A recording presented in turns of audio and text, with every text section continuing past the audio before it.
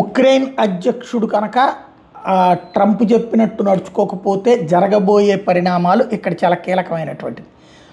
ఏంటంటే ఇప్పుడు అతన్ని దేశద్రోహిగా ప్రకటించడానికి సిద్ధపడుతున్నారు. దానికి కావాల్సిన ఇవన్నీ నేరేటివ్ సిస్టమ్ మనం చెయ్యాలనుకున్నప్పుడు దానికి అనుగుణంగా బలిసి నోటు చేసేటటువంటి అమెరికా వాడు ఇప్పుడు జెలెన్స్కీ మీద ఆరోపణలు ఏంటంటే అనేక మంది మీదన దేశద్రోహం కేసులు పెట్టి జెలెన్స్కీ అరెస్ట్ చేయించాడట. అట్లాగే అక్కడ మీడియా మీద ఆంక్షలు పెట్టాడు. అట్లాగే అక్కడ సీక్రెట్ పోలీసుల్ని ఏర్పాటు చేసి అనేక మందిని చంపాడు.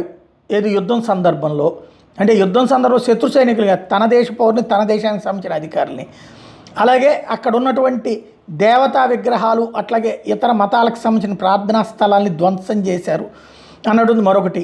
అలాగే నాజీలకి సంబంధించినటువంటి మాస్కులు వేసుకుని ఈ అరాచకాలు చేశారు అన్నటువంటిది మరొకటి.